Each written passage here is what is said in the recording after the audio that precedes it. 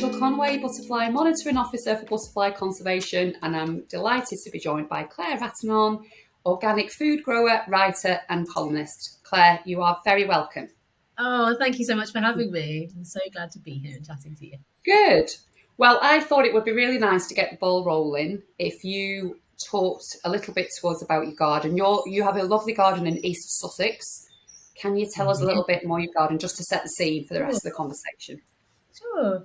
I have a fairly ordinary, like kind of home garden, and the front of the garden is actually quite long, and we're on a hill, so kind of halfway up a hill, and the front of the garden has kind of two patches of grass and two beds that are full of kind of shrubs and herbaceous perennials and all kinds of bits and pieces. It's a lot of it is wild, and we don't mow the lawns at the front because there's no reason. Well, calling it a lawn's quite lofty, isn't it? No, it's just grass really, and wild plants. And so we'll mow a strip into it so we can walk around a bit if we need to do anything. But yeah, at the front it's pretty unwieldy. I'm sure my neighbours don't love it.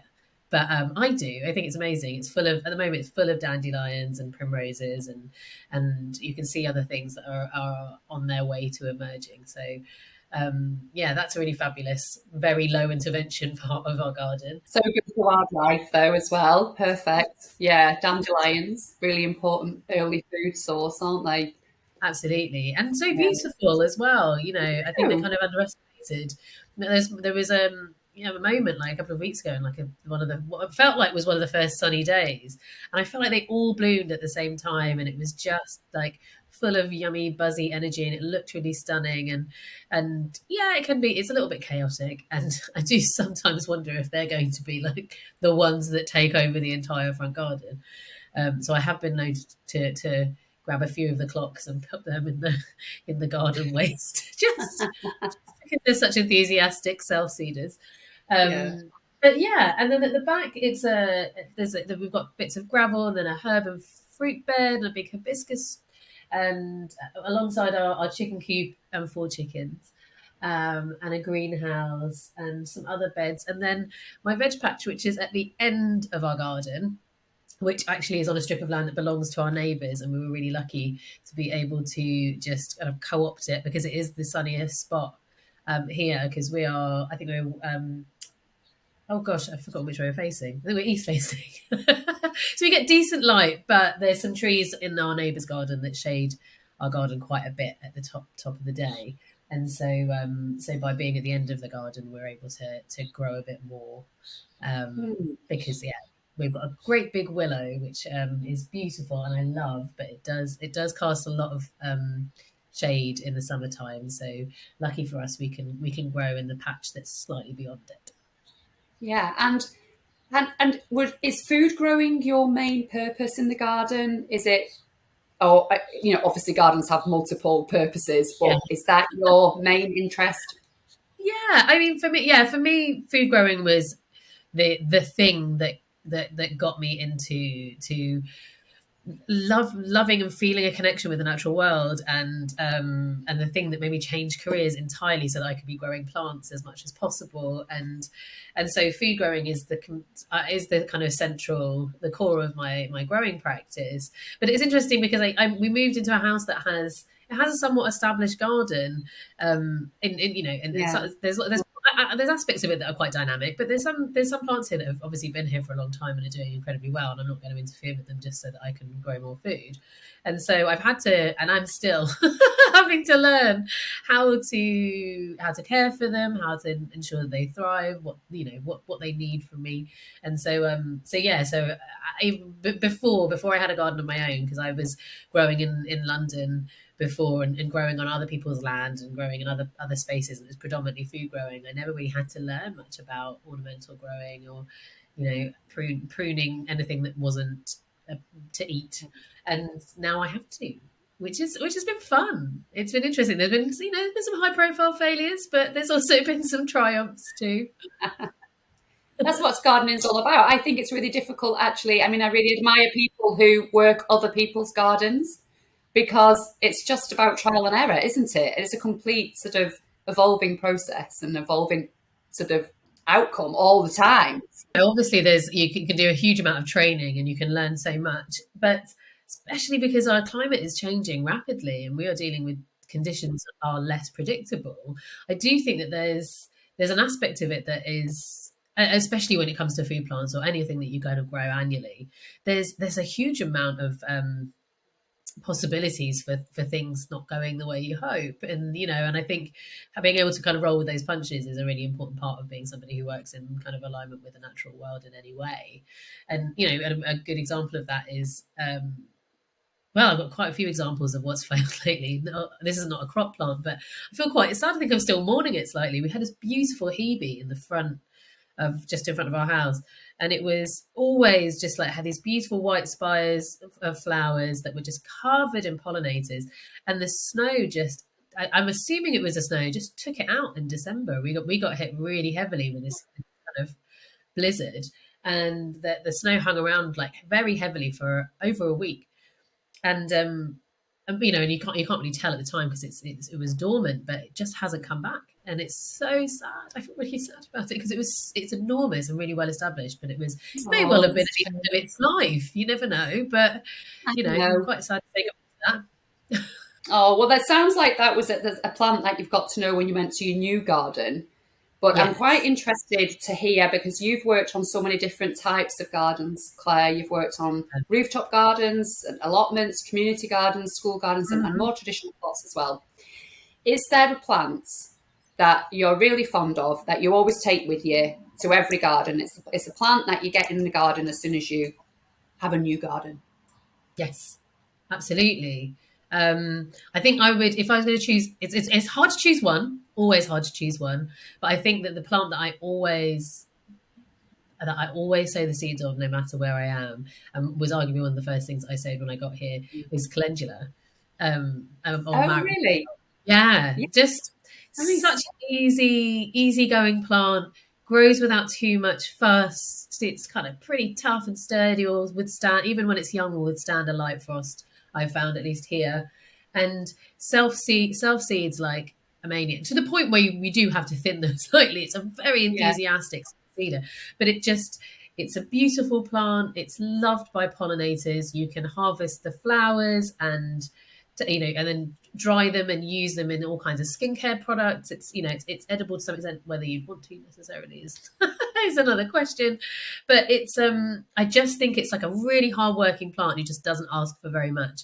And then once it's developed seeds, you don't need to, if you bought one packet of calendula seeds, is all you'll need for the rest of your life, just because use so many on each flower. There's just so many. You'll end up with thousands if you're dedicated to collecting them once they've dried on the stalk. Yeah, I'd forgotten about calendula. We used to have a lot of that in our previous garden, and we don't have any here. So thanks for the reminder. I'm definitely going to get some. If you need some seeds, I can send you some, because I've got plenty spare. Oh yes, please. I'd love some. Thank you. Can I contribute my plants? Can I contribute what I would bring? Yeah.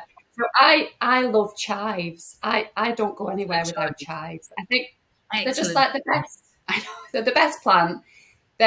You can just use them as an alternative to onion. They're not just for the top of a potato salad. Use them as an alternative to onion. They're great for pollinators. You can whack them back. They regrow, and I just think a chive is a great thing. So that would be my contribution to that. And for a lot of the same reasons. Easy to save the seed. Happy to just kind of throw itself around and make its home anywhere, and just asks for very little, and yet comes back every year looking beautiful. What a flower! Yeah, really good. Well, calendula and chives actually really beautiful together as well, so they're perfect. And really importantly as well, because I wanted to ask you about this, is that they're both really good plants for small gardens, for balcony gardens, for beginners. They're just plants that anyone could start with, whatever the size of their garden, aren't they? Yeah, absolutely. I think that's a really key part to the plants that we kind of carry through and use to kind of bring people into growing journeys. Is something like, not for nothing, big seeds are really helpful when you're growing with children, and they grow quite rapidly. They're pretty fail safe, and I think that's always a really important aspect of choosing the right plant to offer up to somebody who's maybe new to growing or not very sure, or has maybe had some failures in the past and is feeling a bit, a bit dispirited by their growing journey. Yeah, something that's something high a win. success plan, we'll call it. Yeah. So at Butterfly Conservation, we're actually encouraging people to create wild spaces. That can be spaces of any type, but it's just any kind of a space that will support butterflies and moths, and we want to support them through their entire life cycle. So it's not just about pollen and nectar resources; it's about supporting them from egg to adult. And you are very much a champion of connecting people to growing, whatever size they have or whatever space they have access to. So can you tell us about some of the more unusual or inspiring places that you've come across in your career where people have overcome the challenges of access and space? Sure. I mean, I feel like I've grown in quite a few unusual places, and I think any initiative that kind of carves out a room for growing food, space for nature to thrive in implausible places, in particular in city spaces, I just think it's such a radical thing to do. It's such a remarkable thing to do. And my first sort of my it wasn't mine, but the first piece of land after I'd kind of done some training, I was tasked with stewarding, was at the bottom of a vicarage garden in just off Stoke Newington Common, and it was amazing because it was this church had an enormous garden that didn't really use.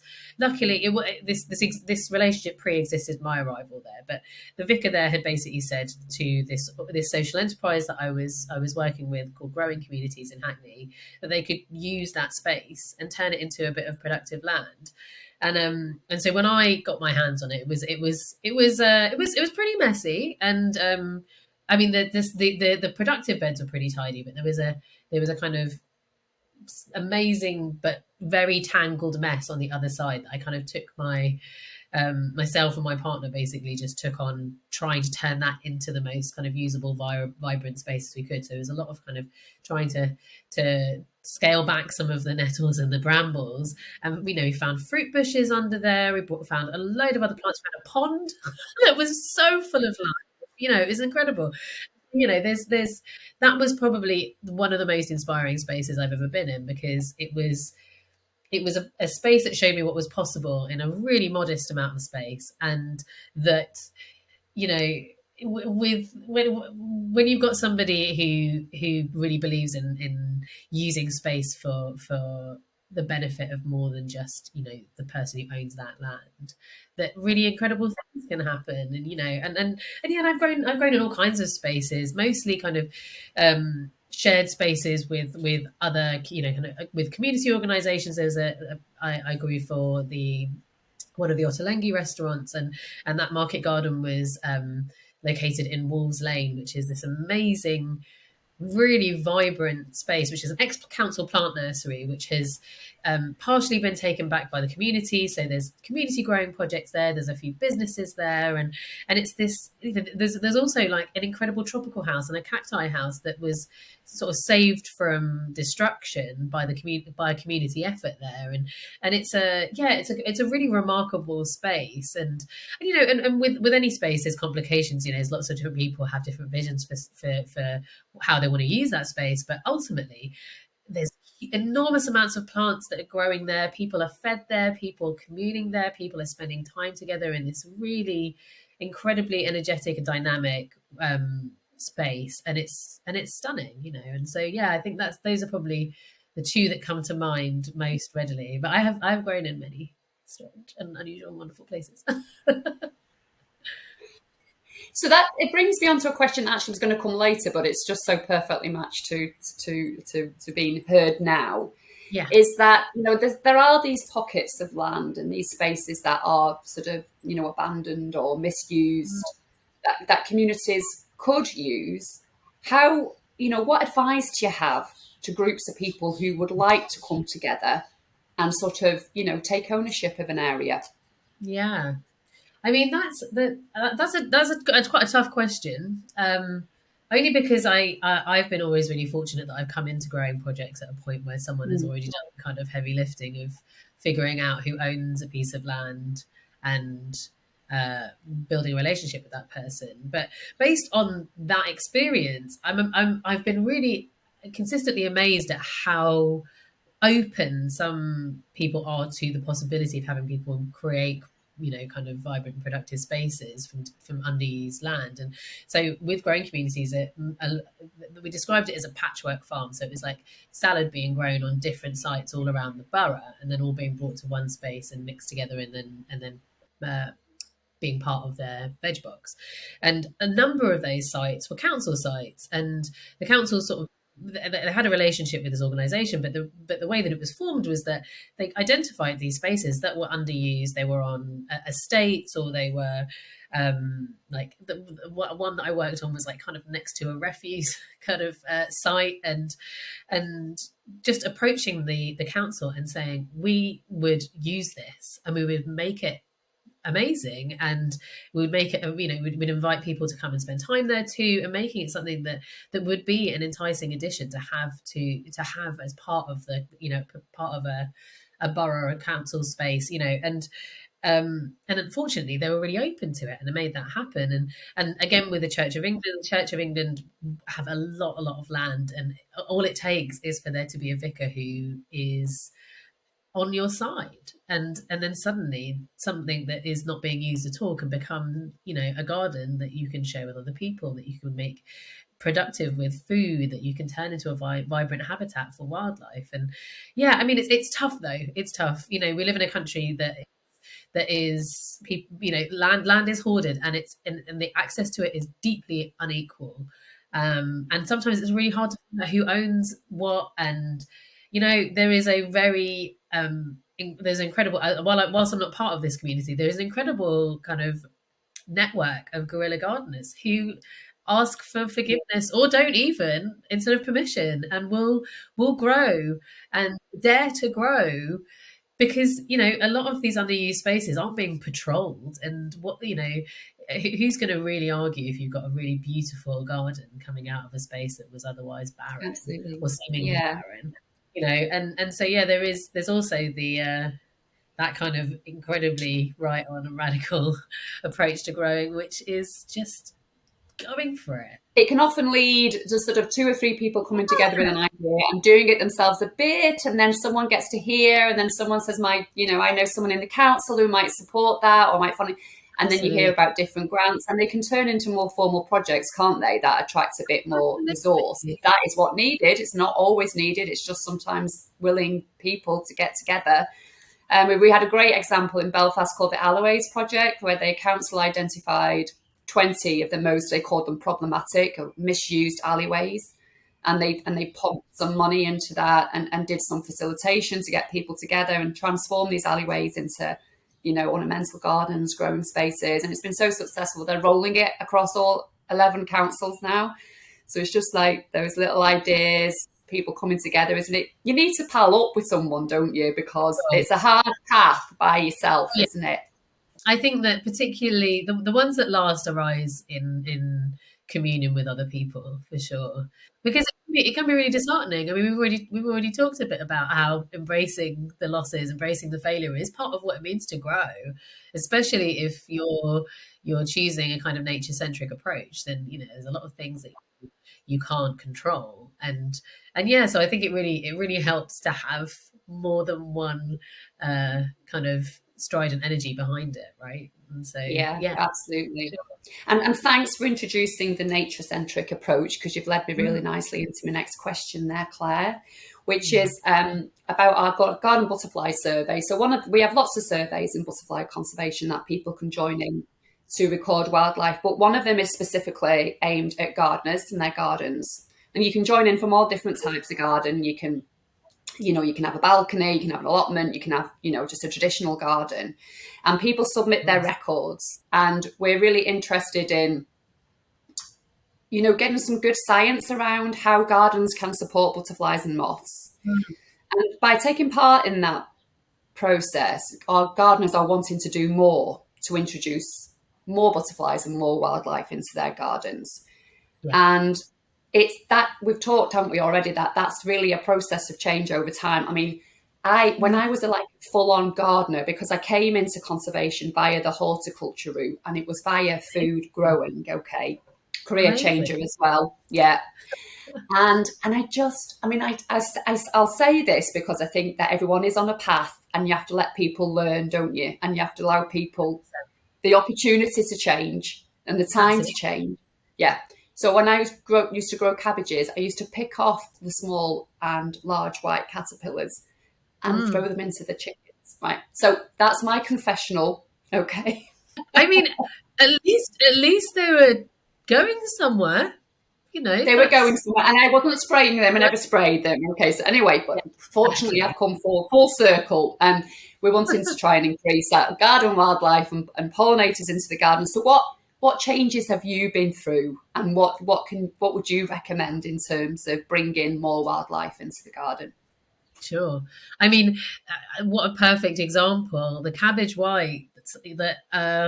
So, I mean, I was sharing how my brassicas are already under siege from, I'm assuming, only one rogue mollusk that I have not been able to locate in my greenhouse.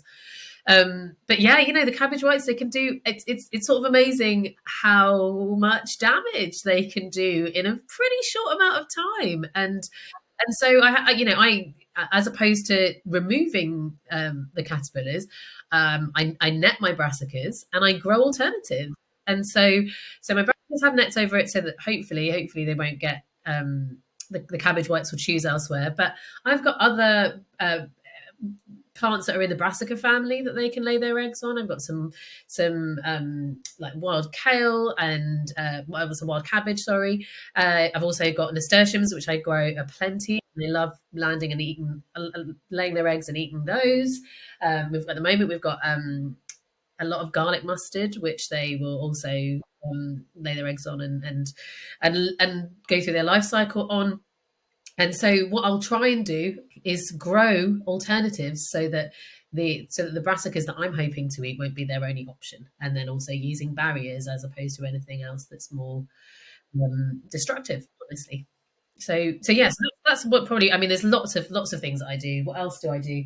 I mean, a lot of companion planting. You know, we've talked about calendula already. But I grow all kinds of plants that are not necessarily for me to consume, so that I can call in as many as of our more than human friends to come and join me in the garden. So I'm growing, there's poached eggplant, there's like I said, nasturtiums. I've got lots of different poppies, and this is my 4th year on this little patch of land, and finally I'm seeing that the plants that I grew to self seed are it's really working, and you know, so I've taken to mulch. So I do a no dig approach. Yeah. To growing, mulch annually. And what I've decided to start doing is to mulch actually in spring. I used to do it mulch in autumn. I mean, I sort of mulch whenever I have the energy, honestly, but often it's autumn. What I've realized is if I wait until the self-seeders have emerged and then kind of mulch around them, then I have more volunteer plants who will then bloom and make it just a much more beautiful place, but will also be forage and habitat, you know. And so yes, trying to introduce as many plants that will then have their own life cycle that I don't even need to participate in for them. Exactly. They'll look after themselves pretty much. Yeah. And they're always stronger for that, you know, and I love seed sowing. I love raising things from seeds. But if a seed falls on the ground and then is able to find the right conditions to germinate, it always seems to me a more robust plant in the end. So yeah, I'm a big fan of the self. Yeah, me too. And actually this year I'm experimenting. You know, I'm in Northern Ireland. We don't get a lot of sun. It's cold. You have to work really hard to get crops of anything. But one of my greatest successes last year was it was really late in the year. I mean, I think it was August. Okay. And I had a packet of beans and I thought, right, these are probably not going to carry over. They were cheap beans, you know, cheap packet of beans. I thought they're probably not going to carry over. So I'm just going to chuck them into this plot and I'll use them as green manure. So there'll be nitrogen fixing and I'll dig them in. Do you know what? It was the best crop of beans that I'd ever had because it was hot. You know, I was relaxed about it. I scattered them all. Yeah. The most robust plants came up and, you know, I think around them, and it was brilliant. So that's my approach this year. And it's also encouraged me to do a bit more direct sowing. But I wanted to ask you, as well, because I've noticed with slugs that they'll go for one plant, won't they? Not the seedlings, not your rogue mollusk, but The seedling of them all. he's going for them all. Yeah, but I've noticed that you've got a bit of a ropey one's come up and it's in the bed, and the slugs are going for that. And you know what I used to do? I used to think, darn slugs, so you're not having my ropey cabbage, and pull it out and get rid of it. But actually, I thought, I'll leave that one for the slugs because they're honing in on that one, and then they're obviously avoiding all the other ones. So it took a while for that penny to drop, but they will go with the plants that are weak. The ones that are going to probably not do anyway, do you tend to find that that's a good approach to leave? Yeah, so a lot of plants don't mind a nibble, and actually will make for a more robust plant. It's really the kind of way that we have been sort of socially conditioned to want our plants to be aesthetically pleasing, that we can't really abide by the old munching mark. But I can't remember where I saw this, who told me this, but the idea of a hole in a plant or a munch mark in a plant as the organic certification is a perfect, what it shows is that your garden is an ecosystem, and that you haven't used you haven't used any chemicals, you haven't used any kinds of interventions that have destroyed any of the life that is surrounding you in your garden. And so that is your certification that you're doing something right, and it's one of those things that's quite hard, because you see, I've worked in different roles in my career, and so it's much harder when you are growing to sell, when you're growing for market, to be quite so kind of permissive about that. But I think if you're growing a home garden, then there's kind of no excuse to be too precious about that, because we need the ecosystem around us to be in balance, to be thriving. And if we can participate in that by providing food plants, then that's a more important job than having a perfect specimen of a perfect Yeah, crop. absolutely. And I genuinely, I don't know whether I'm just looking at it at rose-tinted spectacles. I'm sure I'm not. But I genuinely think that the garden is easier managed when you do have a really full and healthy ecosystem. I just don't feel like it's as much as a battle. You've got the birds, you've got the frogs, and you've got all of the things in there that are eating the insects as part of their normal food chain, and allowing plants to grow. I think it's just genuinely better. I don't think it's rose-tinted glasses. I think there's a real truth to that. And even if you are somebody who's growing for market, every space that I've grown in, all the best growers I know will have a big patch of nettles, partly because it's a useful plant to create fertilizer out of, but because they know that having wild areas, not being overly neat and tidy, not trying to control the environment in its entirety, is better overall for the whole growing space, and ultimately for the crops that they're growing. And while I'm not somebody I don't know anybody who grows kind of in a kind of conventional sense, in that they use chemicals or they use other kind of interventions, but every grower that I know really puts value on marking out spaces where they're not necessarily trying to create production or productivity out of them. And balance, that's what it looks like.